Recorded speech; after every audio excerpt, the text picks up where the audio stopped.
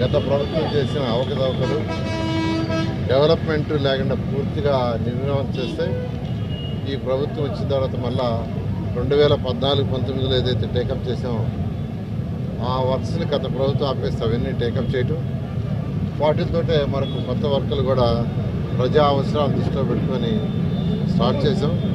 ఈరోజు నెల్లూరు సిటీ ఎమ్మెల్యేగా నెల్లూరులో కూడా 14-19లోనే అండర్గ్రౌండ్ డ్రైనేజీ డ్రింకింగ్ వాటర్ తెచ్చుంటే దాన్ని ఆపేశారు.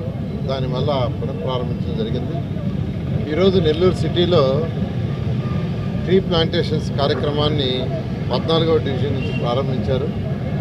నెల్లూరు సిటీలో మొత్తం 50,000 ట్రీస్ కావాలని ప్రతి 5 మీటర్లకి ఒక చెట్టు వేసే విధంగా చేస్తే 50,000 చెట్లు కావాలని ఈరోజు స్టార్ట్ చేశారు.